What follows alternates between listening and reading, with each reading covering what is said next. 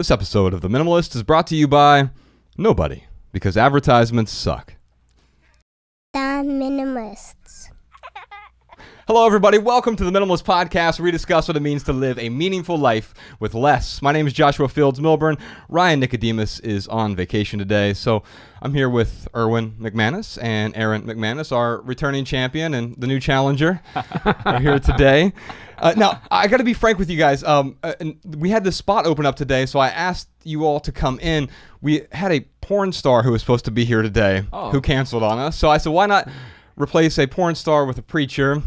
Well, there you go. And actually, it was a former porn star. She was going to come in and talk about porn addiction and how a lot of young men in particular are struggling with this sort of addiction. So she'll be back on the podcast to talk about that. But we're here on the occasion. You just started a new season of your podcast. You both run a podcast together.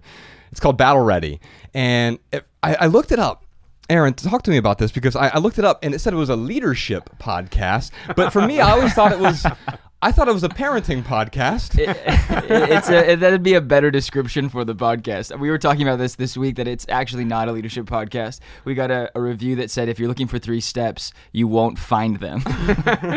So, we started the podcast a few years ago, after you had written a book called The Last Arrow, and the last chapter was titled Battle Ready. You were battling cancer, and I had kind of approached you and said, what if we take this last chapter and unwrap some of these like life lessons, questions that I have, and things that maybe we won't be able to ask if you don't make it through. And we were kind of in this season where everything was coming really fast, and so we started the podcast not knowing if we'd ever get past 5 episodes, and now it's 3 seasons in, and really the first 2 were kind of our 4th season, and we're kind of figuring it all out. I don't even know what season we're in. Yeah, at first we said a weekly podcast that we will release whenever we feel like it. Yeah, a weekly podcast. So we didn't do one for like 6 months. Yeah. And so we were really not maybe committed to continuity at that time. And a lot of it was because we weren't really sure, one, what we wanted to really address and step into. And I would say it's not a leadership podcast. For me, it's much more of a life cultural podcast. It's a place where we get to talk about all the stuff you're not supposed to talk about on Sunday. And so I started Mosaic, and I speak on Sunday every week, but there's certain things that really you shouldn't talk about, in terms of, my opinion shouldn't matter so much on Sunday. What matters on Sunday is really how to help people change, how to help people connect to their faith, how to help people live a profoundly spiritual life.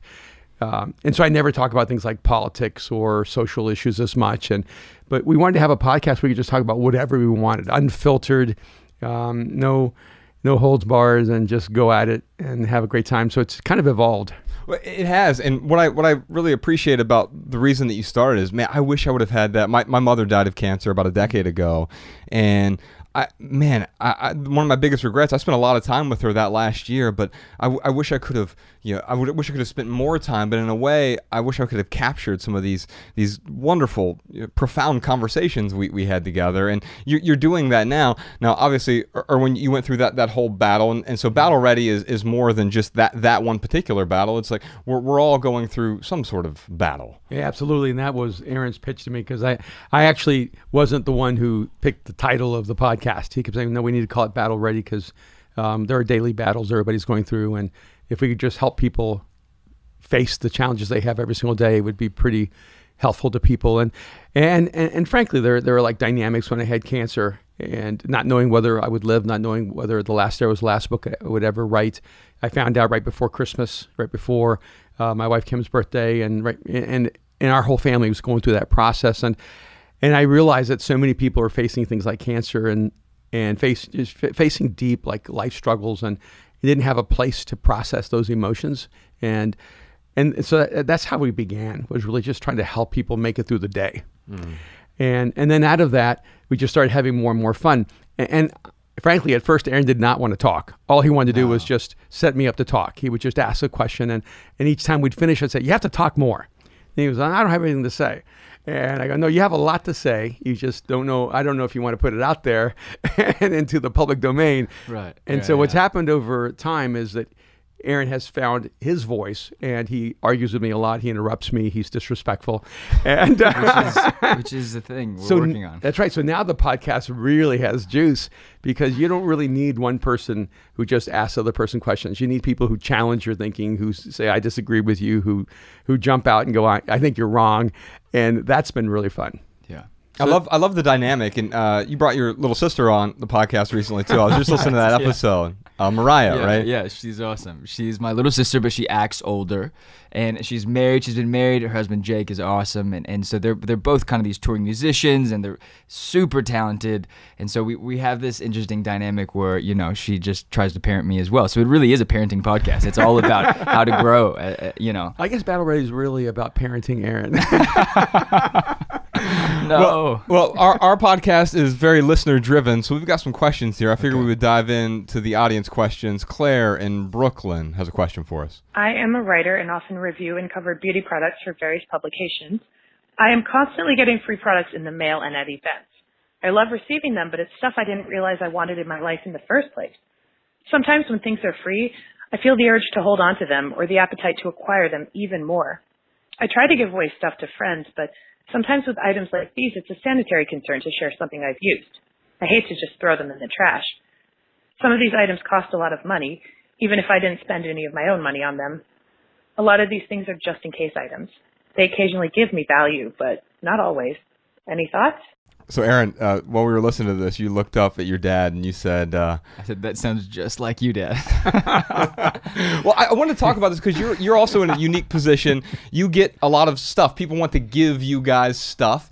We've even been told that gift giving is a love language. I totally disagree with that, but I'll explain why I disagree with that. I think contribution is a love language. And sometimes the best way to contribute to someone is via some sort of physical thing. But often we think it's a shortcut, but there are no shortcuts. In fact, this doesn't even seem like a stuff problem to me. This seems like a commitment problem. So we're saying yes. If we say yes to everything, we say no to the most important things. And so by saying yes, I'll take that. You can give me the free thing. You can give me this. You can give me that. We keep saying yes to that. But then what are we actually saying no to? We're saying no to the calm or serenity of the lack of clutter. Now you work in a space. Your building is stunningly minimalist. It's aggressively minimalist, and I love it. I absolutely. I think what you have done is astonishing, and so how do you though deal with a lot of this? How do you say no to some of these things? Well, the first thing I would say is, Claire, nothing is free. No one sends you anything for free. You're just paying it with a commodity you're not paying attention to. And if I could maybe just even use an example with, I don't know if you're allowed to name particular products, but like I've been really huge on Duolingo during the quarantine learning Portuguese. And I found myself after 150 straight days being addicted to not being able to break that streak. And so suddenly I'm doing something that's free and it's actually good for me and I'm learning Portuguese, but I realize, oh, wow, they tricked me. I'm addicted to their affirmation. That little alarm comes on. You have 150 days streak. Don't lose it. You're in there. And so what has happened this week is I had to stop myself, and it's so hard psychologically. And so I'm letting it expire so that I lose my streak, so that I'm in control of what I'm doing. And I think a lot of times what happens, you get free things and you think they're free, but they're not. They're taking something from you. You just have to decide, is what you're being offered worth what you have to give up for it? Yeah. Aaron, you deal with getting free things from time to time, and it's enticing, right? Not for me. No. I throw his free stuff away all the time. I don't throw it away. I give it to someone else. He gets to it before me. Now, to be clear, it's easy to get rid of other people's stuff. It's easy to get rid. Yeah, I'm the guy. I buy the same T-shirt like again and again and again. We talk about this all the time. I'm constant. I learned this from you. I get rid of so much. My closet is a rack of clothing. If you went to his place, you would be uncertain if anyone lived there.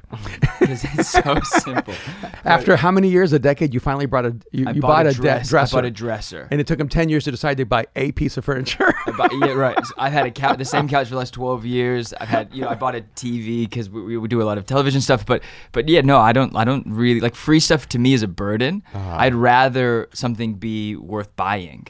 because that for me is like actually a transaction that I take very deeply. Free for me is unwanted, unless it's like time.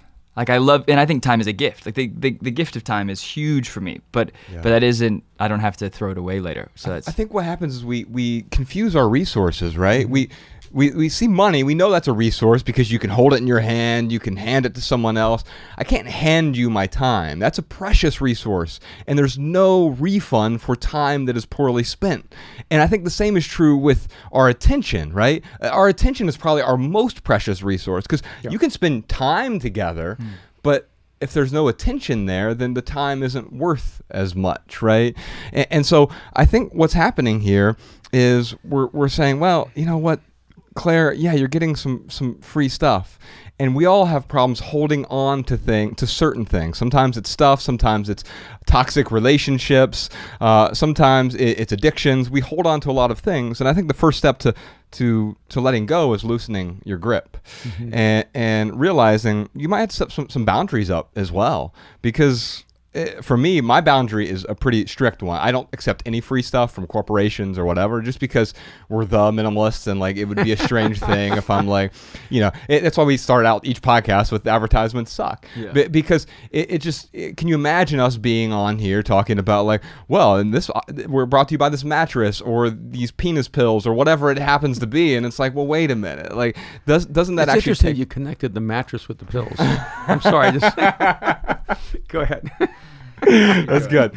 So, Claire, you did mention the just in case items. That's one of the rules we have. We have this rule called the just in case rule. It's one of 16 rules that we have in the Minimalist Rule Book. It's a free ebook that you can download, theminimalists.com/rulebook. Or if you want the audiobook version, that's now available for purchase. Ryan and I record the audiobook, but we did like 16 different mini podcasts with each different rule that we have. I think that'll help you out a lot. Let's move on to our next question from Julianne in Portland, Maine. Much of what you talk about with minimalism, such as not relying on material goods for contentment, or living in the present moment without being reactionary, I strongly identify with as I've grown up practicing Buddhism.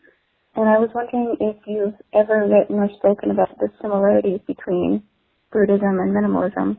It's fascinating. Ryan and I have been on 9 tours in the last 10 years. We'll go out on book tours or film tours, and people will come up to us in like the hug line afterward, which, can you imagine? Hug lines. We used to hug people. You guys remember that? Anyway, people will come up to us and they say, hey, it's so great to see 2 guys out here spreading Jesus's message. And I'm like, hey, thanks. Really appreciate that. And next person, 10 people later, next tour stop. Hey, it's really great to see a couple Buddhists out here just spreading the good word. And then someone else, later in that month will be like, hey, did you guys know that Muhammad was the original minimalist? And it's like, oh, cool. And so, I think what happens is we take our belief system and then we sort of map it on to something else. Sure. But yes, I think a lot of religions, or you could go back to Stoics or whomever, they did talk about, as Julianne said, not relying on material goods for our contentment. However, it doesn't mean that we're allergic to material goods either. Yeah, I think that for me, early on in my life, I was very much a monastic. Everything I owned, I could put into one paper bag. Wow. And so way before it was novel or something of cultural interest or intrigue, I was like this. And so when my wife and I were married, I wouldn't even buy us a bed. I slept on the floor. And I told her that a bed was a luxury, not a necessity. Sorry. That still blows my mind, but keep going. So when people talk about minimalism, I lived at an extreme level of minimalism for many, many years. And I only worked enough to eat. And which it wasn't always a good ratio. Some days I didn't even have the money to eat. I would wait to wash clothes and until I had enough change to wash clothes. I mean, I was truly minimal. And I moved across the country. I got a ride with someone. I didn't have a car. I didn't own anything. And he said, well, I don't have enough room in my car for you. And I said, for your luggage. I said, I don't have any luggage. And I moved across the country. I had no place to live, no job, no food, nothing. The clothes I had was pretty much what I wore. But a huge part of me was I despised the material world. And I don't think I had a healthy relationship with creation, because creation, nature is a part of the material world. And I feel like I didn't understand that enjoying this life was not an evil.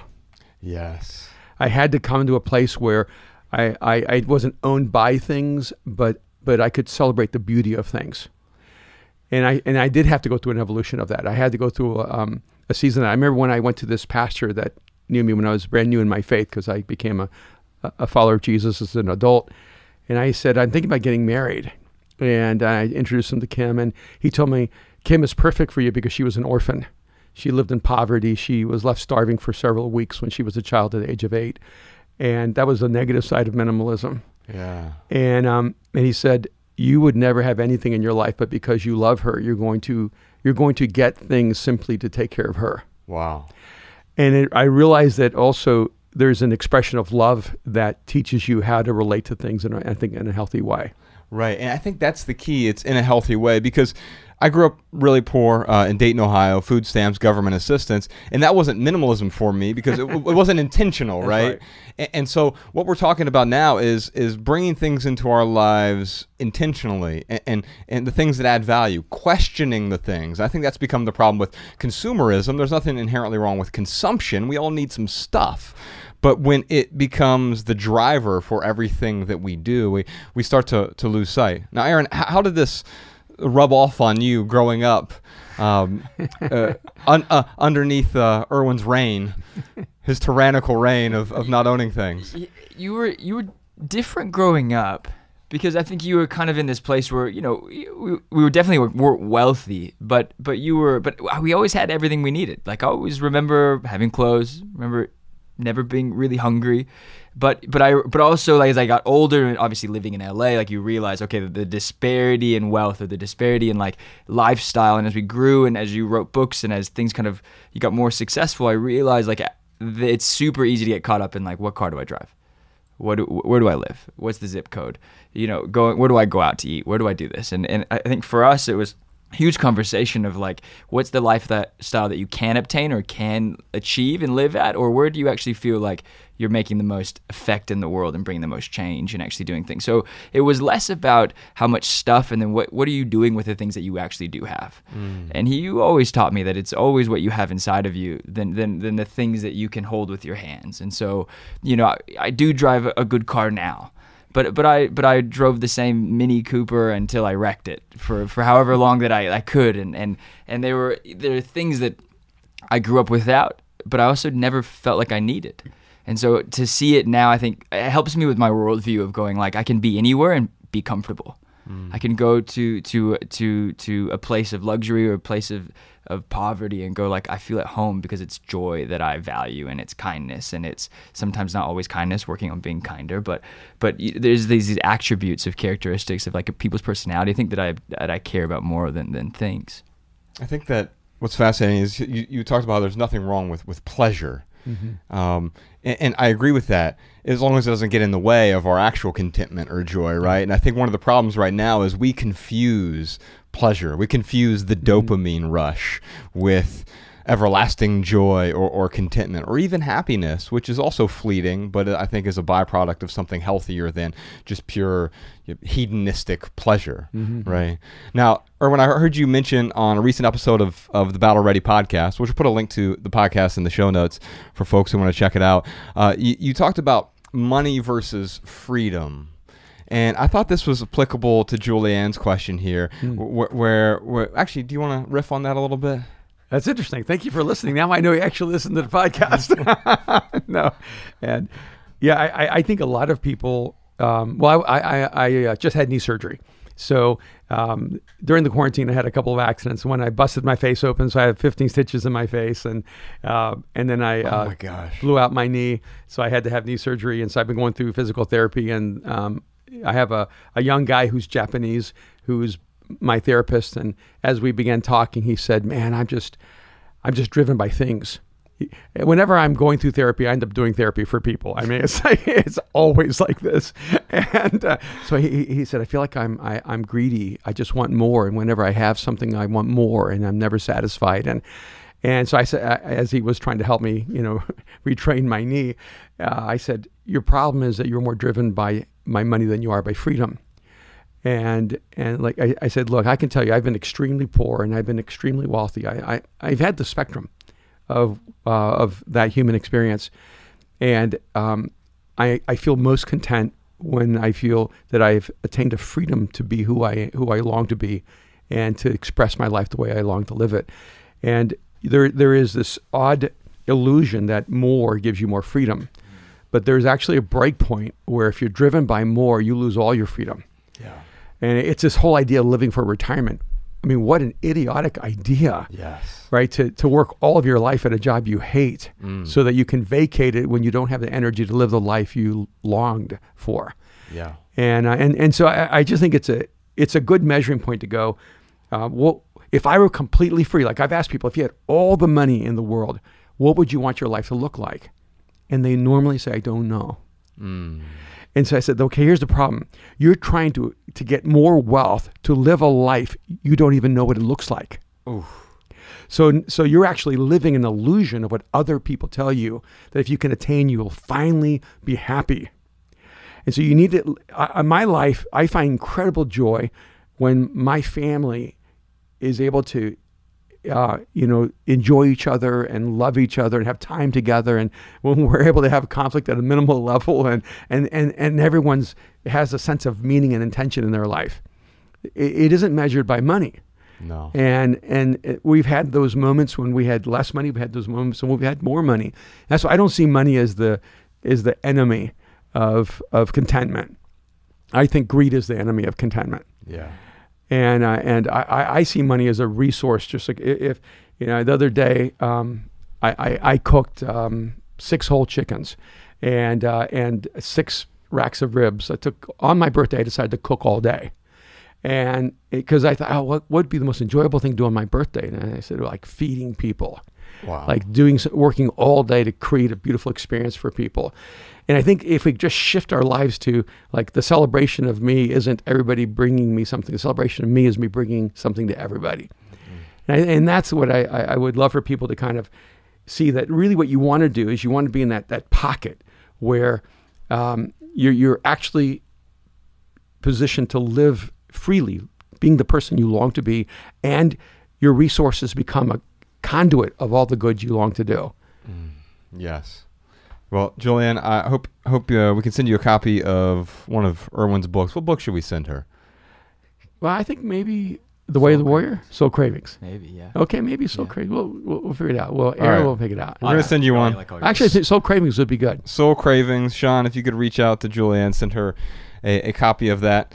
And we're going to move on to our lightning round. This is where we try to answer text messages. So people text us, 937-202-4654. Those texts literally go to both Ryan's and my phones, so we're a little bit crazy. And yeah, like this weekend, I probably answered, 1,000 texts. And we just sit down on Saturday for a few hours and send some stuff out. But we don't get back to everyone. We get back to as many people as we can. And here's the thing. We try to answer a few questions on the podcast. Now, during the lightning round, here's what we try to do. We try to answer questions with a short, shareable, less than 140-character response. We call them minimal maxims. We put them in the show notes so people can copy and paste our pithy answers on social media if they'd like. By the way, we just really ramble on a little bit, and then we'll try to tweeze out something pithy. So don't worry. There's no real pressure. Eric has a question here. I recently let go of religion, but I don't know what to cling to next. That's an interesting word there. I don't know what to cling to next. Was that maybe the problem, the clinging? I think the problem is religion. Maybe go back to faith. Okay, let's talk a little bit about that, because I'll give you my pithy answer, then we can unpack it a little bit. But progress is measured by our ability to let go. And I think what happens right now is if we cling to something, whatever it is, it could be a religion, whatever we're clinging to. There's this great quote from David Foster Wallace from Infinite Jest. He said, "Everything I've ever let go of has claw marks on it." Well, that's not letting go at all. Yeah. That's just being dragged until you drop. So let's talk about this faith versus religion thing. I'm fascinated by that. Well, let me just give my quick response. Let's do it. And as long as you're looking for something to cling to, you have not let go of religion. And because religion is an external construct that gives your life meaning and leaves you feeling meaningless. And so I think that there's something internal inside of his struggle that he doesn't believe he can become, so he has to actually put on. Like I don't turn to religion and to give me what I'm searching for. And Aaron, you talked about the difference of religion and faith. Maybe you should pop in there. I mean, it's been a huge conversation, I think, with our whole lifetime, because I'm wildly OCD. So everything for me was, I was the Catholic inside of our Christian family of like repeating the same prayer every single day. And you grew up Roman Catholic. And so... Definitely religiously OCD. And so you helped me kind of understand going, okay, it's okay to be OCD and struggle with repetitive nature of prayer or of doing X, Y, Z, but finding a real relationship in faith is very different, I think, than living by the demands of religion. Going like, this is your guilt or your shame is so tied to whether you achieve or you don't, or you do this and you do that, and you are absolved of your sin, versus this faith going like, hey, there's a God who wants to know you. There's something out there, the creative director of the universe, if you want to call it, that created you and wants to know you. And that's a different type of relationship that I don't think sells to mass media people. Religion worked because people were meant to be controlled by certain people. I think people have that ideology. And so faith for me is so much more of a relationship that you understand and you listen and you learn and you talk and you are in an engaged relationship. But that's what I got. Yeah, no, I think there's something looking to you to be more quotable. No, I'm not trying to be quotable right now. You're allowed to edit things. Yeah, sure. We've got a few pithy things. We're good to go. Let's just expand on it. No, the reason is, one, I feel like whenever we're driven by guilt or shame, we end up in religion. When we're driven by intention and meaning, we're more likely to find something inherently healthy. And, so like, I don't feel a need to try to convert anyone, and I'm a pastor. I have a desire to help people live the full life they're created to live. And when a person tells me, man, I've let go of religion, but I'm looking for something to hold on to, I need some institution outside of me to fix the world. Yeah, it's almost childish or infantile. It is, and I'm only saying this because I'm inherently an anarchist. I mean, that's who I was growing up. I never trusted institutions. I did not trust religion. I did not trust governments. What I trust is the power of your internal world to shape and create the world around you. And if you're filled with anger or greed or violence or envy, you're going to create a destructive world. If you're filled with hope and love and intention and purpose, you're going to create a better world. And so I would say, look, I don't know who you are and where you are on your life journey, but one, I do believe in God, and obviously I am a person who believes in a personal relationship with Jesus. But what I'd say to you is, look for the change within you. And move toward whatever moves you toward love. Move toward whatever moves you toward hope. Like the best internal compass is when all the right essentials begin to be created inside of you. Like, I would not be a follower of Jesus if somehow it moved me away from love, if it moved me away from hope, if it moved me away from compassion. Like, I think that we all have this internal compass, and if we pay attention to it, it'll move us in the right direction. I'm used to this. My mind's blown and my insides are so inspired right now. The love thing is fascinating because I also find some value in whether it's religion or whatever. There's this sort of liturgical nature of religion where people find some sort of structure, right? And I think that's what he's looking for right now specifically. Yes. And what you're saying is that whatever that structure ends up being, it needs to be predicated on love, not on a set of particular rituals that are going to drive you toward love necessarily. Yep. And it's just like with injury. I've had a lot of injuries in my life because I love playing sports. And at first, I mean, when I came out of the knee surgery, they gave me this massive metal brace to put on my knee and these really cool crutches. And I walked out of the hospital, I took the brace off and I put the crutches down and I started walking within the same hour of having the surgery. Yeah. And my family's like, why did you do this? I said, because the brace is there to protect you from injury, but it actually also reduces your capacity to be stronger. And religion is a brace. Love is the strength. All right, before we get into our listener tips and our added value segment today, it looks like we got a bunch more surprise questions this week, like, why are Christians simultaneously the nicest and meanest people on earth? How do you find a supportive community if you're not religious? I'm deeply unsatisfied with my life. I haven't found my passion, and I don't know where to start. Help. Plus, we're going to talk about dealing with a dying loved one. We're going to talk about what COVID has stolen from us over the last 6 months. We're going to talk about church for atheists. We're going to talk about a million more questions for Erwin and Aaron McManus. And if you want to hear all that, subscribe to our Maximal episodes on the Minimalists private podcast. It's a completely separate podcast. It's just $2, and it's the most honest way for the minimalists to earn an income because we don't believe in advertisements. By the way, if you're not a private podcast supporter, you're literally missing 2/3 of our show. I mean, seriously, it's less than what you spend on coffee today, probably, but there's this whole other world where we're able to let our hair down, we dive deeper into topics, but we do it in front of a smaller, private audience, and it gives us the space we need to have some uncomfortable or difficult conversations that we typically would not have in public. Head on over to theminimalists.com/support to subscribe and get your personal link so that our private podcast plays in your favorite podcast app. Seriously, head on over there. It keeps this podcast 100% advertisement free. Thank you to our Patreon supporters. It is because of you we don't have to talk about mattresses or hair replacement or what else we got podcast, Sean? What's popular on podcasts right now?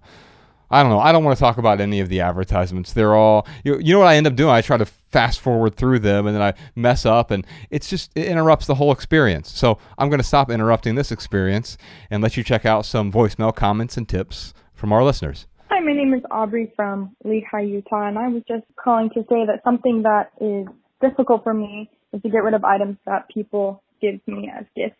But something that I have learned is asking the question, has this served its purpose, or has it helped me feel the love that that person has for me? If the answer is yes, then it served its purpose, and I feel confident that I can get rid of it.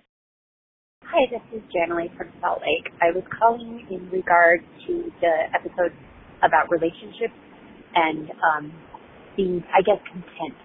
The comment that I wanted to make is both, I think, as a single person and as you're looking for a relationship, when you are content with who you are before you go into, say, wanting a new job or, say, wanting a new relationship. I think that is where you build a better relationship than you could if you were looking for someone else to fulfill that, or if you were looking for fulfillment through, say, a job or doing, the next object A. And the thing that I have found in my life that makes me content, or makes me at least aware of what I need to change in order to be content, is gratitude. If I am grateful for the things that I have in my life, even the negative things that teach me patience, or that teach me compassion, or that teach me to be frugal, then I am content. I may want to change, but I am content with who I am in that moment. And I think that has, for me, been the essential point of being a happy person, is to be grateful for the things that I have. All right, y'all. Thanks again to Erwin and Aaron McManus for joining us today. Check out their podcast. It's called Battle Ready. We'll put a link to that in the show notes, but you can listen to it wherever you listen to podcasts, or check out the video version. It is really beautiful. Let's put a link to their YouTube channel, Mosaic's YouTube channel, in the show notes as well. You can find Aaron and Erwin both on Instagram as well. For our added value this week, Sean, don't get mad at me, but I think we're going to play a song at the end of this one. It is called Brave by Rustin Kelly from his new album, Shape and Destroy. Now, I recommended his last album when it came out a few years ago on the podcast, and I think this is the one added value I've gotten more compliments for over the years compared to anything else that I've recommended. That original album of his, I think it was his first album, called Dying Star. It's a masterpiece. Now he's followed up with this new album, Shape and Destroy. And this song, the whole album is great, but this song is particularly special. It is called Brave, and you're going to hear that at the end of this episode. But real quick, for right here, right now, here's one thing that's going on in the life of the Minimalists. We just launched our new Minimalist rulebook. It's I talked about it earlier in the episode, but it's 16 rules for living with less. That ebook it came out earlier this year. So many people have found value in it. But if you prefer to listen as opposed to read, you can read it for free, by the way, theminimalists.com/rulebook. But if you prefer to listen, you can now purchase the audiobook version. It's 18 different tracks. There's an intro and a conclusion, but then the 16 rules in the middle. But with each one of those rules, Ryan and I, we came into the studio, we did a mini podcast for each rule, and we really invented some new rules along the way as well. It's one of my favorite things that we've ever done, and now that it's in this audiobook form, you can sort of go through the rules one by one. You can even follow along by printing out the free ebook, or you can read the ebook on whatever device you want. But I would encourage you to check out the audiobook because it's a deeper dive. It shows you how Ryan and I apply these rules to our own life, whether it's the 20-20 rule or the 30-30 rule or the 90-90 rule or the emergency item rule. How do we apply all 16 rules to our own lives? How have we seen them work for other people as well? And then we expand on those by inventing several new rules along the way. theminimalists.com/rulebook. If you want to check that out, download the free ebook version, or you can also get the audiobook version, which is now available. You can follow The Minimalists on Facebook, Twitter, and Instagram at The Minimalists. Come to one of our live podcast shows when you can. Visit theminimalists.com/tour to find a city near you. If you have a question, comment, or a minimalism tip for our podcast, email a voice memo to podcast@theminimalists.com. You can comment on this episode at youtube.com/theminimalists. We also have a new podcast channel, youtube.com/theminimalistsPodcast. We separated our channels there. Go ahead and head on over to that new channel. Give us a starter comment, a starter like, to get us up in the algorithms to help our simple living message reach more ears. And if you want our show notes in your inbox, sign up for our email list over at theminimalists.com. You'll also receive our Simple Sunday emails whenever we send those. And if you leave here today with just one message, we hope it's this: love people and use things, because the opposite never works. Thanks for listening, y'all. Every little thing you think that you need, every little thing you think that you need, every little thing that's just feeding your greed. Oh, I bet that you'd be fine without it.